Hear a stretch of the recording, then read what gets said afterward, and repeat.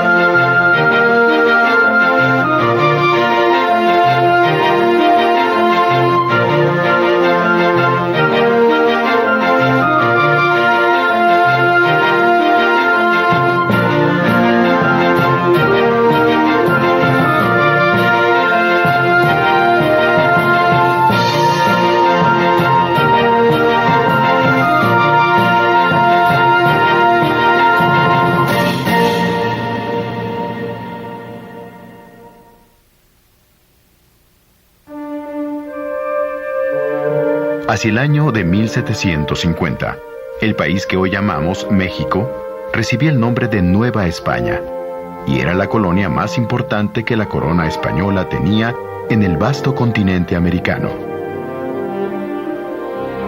A diferencia de los siglos anteriores, su población indígena se estaba recuperando de la gran mortandad sufrida durante la primera etapa de la conquista española.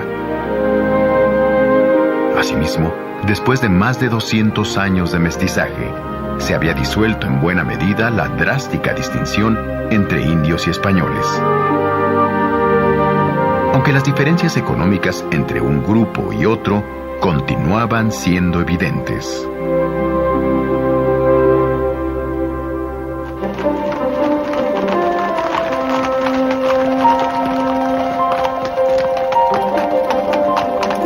Aunque viajar por su inmenso territorio no era imposible, las distancias enormes y los peligrosos y malos caminos hacían que el transporte de mercancías a gran escala fuera un riesgo.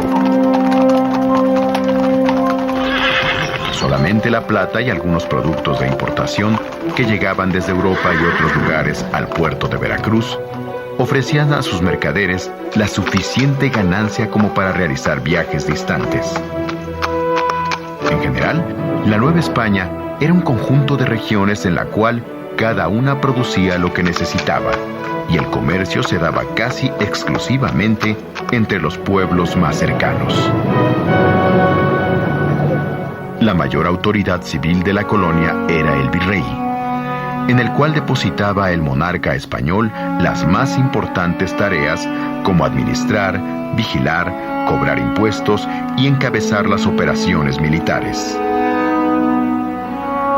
El virrey delegaba su poder en los llamados alcaldes mayores, que fungían como sus representantes en las distintas regiones. Dado que los alcaldes mayores y otros funcionarios no recibían un sueldo, se les permitía valerse de sus cargos para hacer negocios personales de todo tipo. Por ejemplo, compraban mercancías locales a muy bajo costo y luego las vendían en otras localidades a un costo muy alto. Sus negocios así eran tan buenos que dichos cargos se ponían en venta al mejor postor. Aunque los funcionarios virreinales estaban obligados a garantizar que el rey de España obtuviese íntegros los impuestos, rentas y otros tributos de la Nueva España, en la práctica, buena parte de estos recursos se repartían entre el propio virrey y sus funcionarios. El rey de España estaba tan lejos que no tenía ninguna posibilidad de ejercer un control efectivo sobre la más rica de sus posesiones de ultramar. Sería hasta la segunda mitad del siglo XVIII cuando el nuevo rey de España, Carlos III, de la dinastía de los Borbones, se empleó a fondo en la corrección de los vicios que existían en sus colonias del Nuevo Mundo.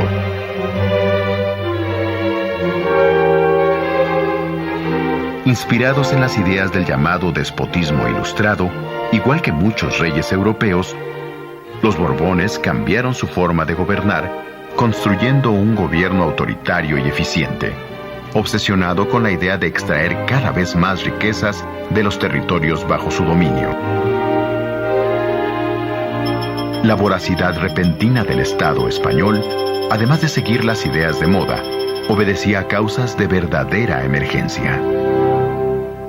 Debilitada por la contundente derrota en la llamada Guerra de los 7 Años, donde perdió el territorio de la Florida a manos de los ingleses, la corona española veía amenazadas el resto de sus posesiones coloniales. Además de los ingleses que en el Caribe ya habían invadido Cuba, también los indios apaches y los colonos europeos y estadounidenses en el norte de la Nueva España amenazaban con tomar posesión de territorios que la corona no podía defender cabalmente. Sacar dinero y recursos de donde fuese, y en el menor tiempo posible para fortalecer el imperio, serían desde entonces los propósitos más importantes de la política española en sus dominios de América. A estas políticas se les conocería como las reformas borbónicas.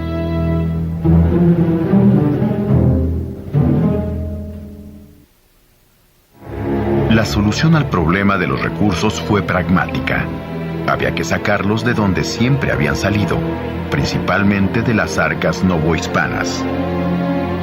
De esta forma, para realizar un diagnóstico confiable sobre las medidas que deberían tomarse, el rey Carlos III necesitaba a un hombre determinado, inteligente y, sobre todo, de una lealtad indestructible.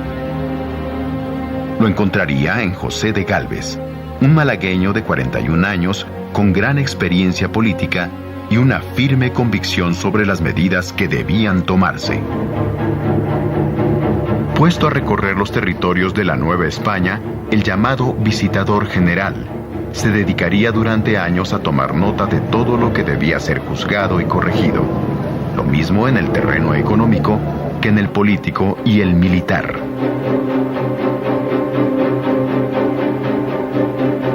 El visitador José de Gálvez encarnaría así la mano dura de las reformas borbónicas en todo el territorio colonial, tal como si fueran los ojos y el criterio mismo de su rey, Carlos III. De la mano de José de Gálvez, las reformas borbónicas llevarían a la práctica algunas medidas importantes.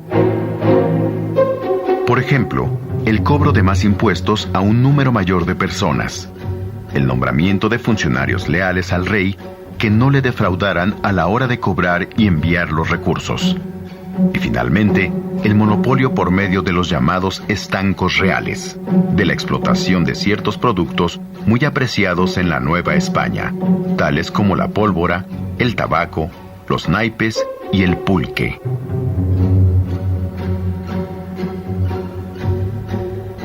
En cuanto a la plata, el principal producto de exportación, se mantuvo una política de apoyo a los mineros bajando los precios del azogue y la pólvora, materiales que eran necesarios para la producción de las minas. Con esta política proteccionista, la producción aumentó considerablemente junto con los ingresos reales. El tabaco, que tenía como principales consumidoras a las damas de todas las clases sociales, su producción y comercio, monopolizados por el rey, creció como nunca, de tal forma que se convirtió en el segundo mejor negocio de todo el territorio.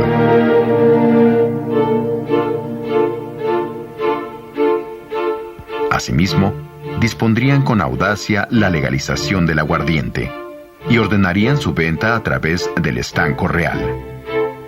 Dado que la fabricación de aguardiente había sido considerada ilegal, sin que esto impidiera que muchos lo produjeran y consumieran, el monopolio de este licor por la monarquía aseguró una nueva y muy atractiva fuente de ingresos.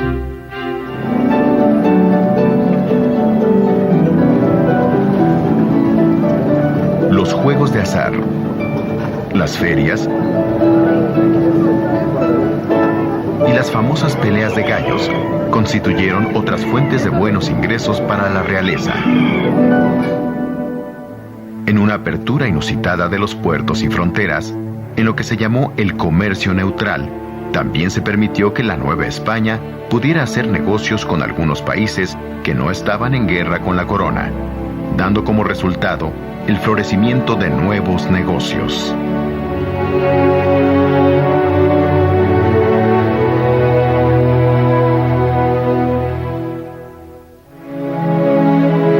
La determinación de José de Gálvez por imponer las reformas borbónicas le llevaría también a desmantelar el viejo sistema de gobierno y privilegios. En el nuevo esquema gubernamental, el territorio novohispano se dividió en 12 grandes regiones llamadas intendencias reales, que dieron una nueva organización a la Nueva España. Para gobernarlas, se sustituyó a los antiguos alcaldes mayores por funcionarios que con el nombramiento de intendentes deberían tomar las decisiones más importantes en lo que tocaba a la economía, la justicia y la acción militar. A diferencia de los alcaldes mayores, los intendentes se encontraron sujetos a un sueldo fijo, debían obediencia estricta al monarca y estaban impedidos para lucrar por cuenta propia.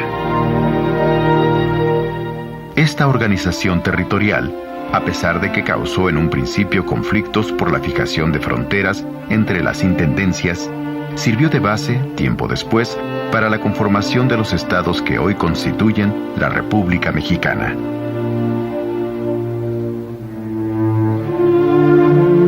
Sin embargo, había un tema central en el cual el rey Carlos III y sus reformas borbónicas se habían abstenido de tocar.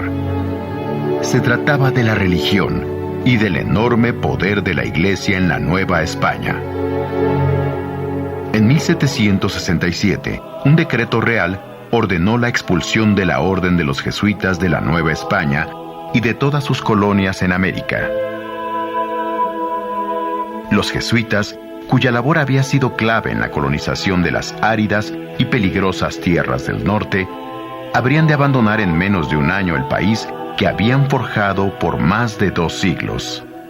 Su gran influencia como educadores revolucionarios, su negativa a obedecer al rey de España antes que al Papa, y su desdén por las políticas oficiales, terminarían enfrentándolos al monarca.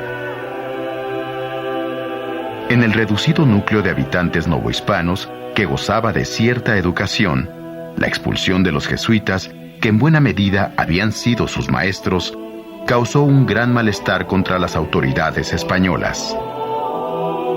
Asimismo, las nuevas disposiciones que permitían al Estado castigar a los sacerdotes que violaban la ley civil provocaron indignación entre la gente humilde, quienes veían en los custodios de la Iglesia a seres semidivinos, no solamente por su intervención en cuestiones religiosas, sino porque afectaba a los intereses del virrey y sus funcionarios, y también porque la bonanza económica solo beneficiaba al rey. Las reformas borbónicas encontraron desde el principio grandes resistencias. Estas resistencias forzaron un cambio en la política del nuevo rey Carlos IV. La nueva forma de gobernar de la corona española se vio reflejada claramente en la reducción del poder de los intendentes o gobernadores locales, los cuales, a la muerte de José de Gálvez, debieron supeditarse al virrey de la Nueva España en turno, conocido como el Segundo Revillagigedo.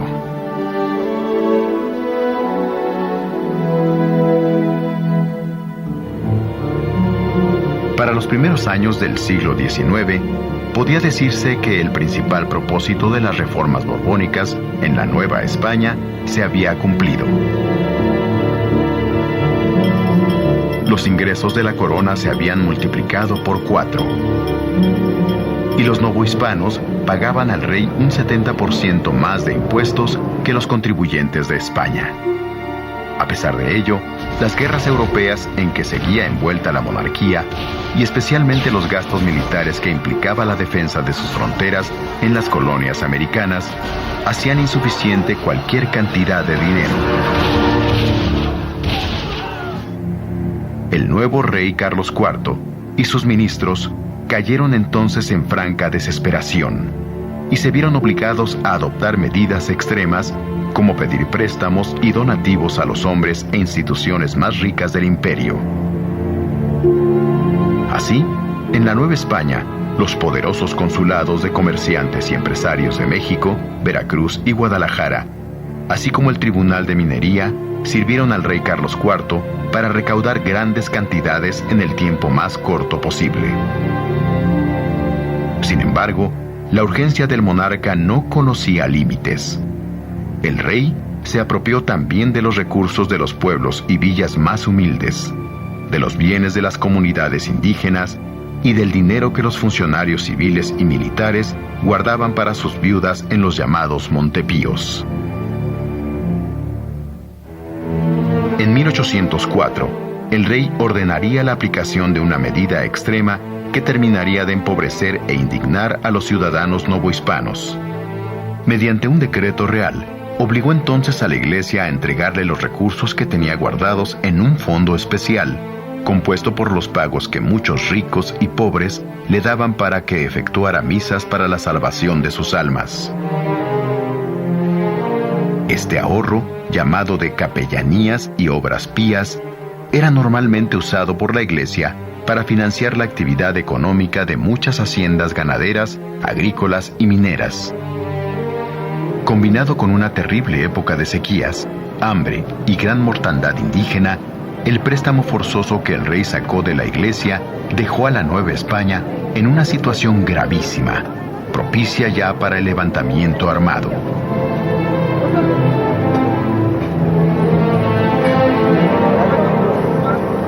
Pero, ¿quiénes pensaban ya en una revolución de independencia?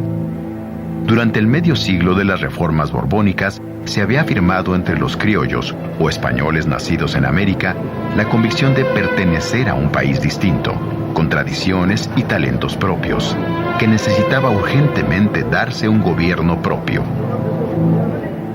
La idea de evitar con la independencia el constante abuso de las autoridades españolas iría propagándose a lo largo y ancho del país.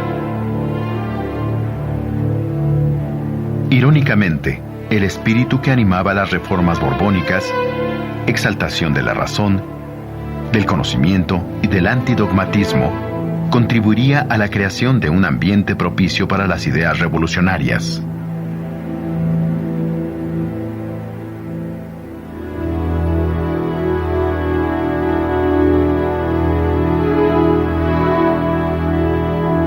Importantes instituciones educativas, tales como la Academia de Bellas Artes de San Carlos, que maravilló a Humboldt en su visita a México, pues en ella se formaban no solo los artistas y arquitectos, sino también los artesanos, así como el Colegio de Minería, verdadera vanguardia de la ciencia y las técnicas. Si bien fueron creaciones de los reyes borbónicos, se volvieron cada vez más símbolos de orgullo local para refutar aquello que se decía en España, que tratándose de cultura, no se hacía nada en América que valiera la pena.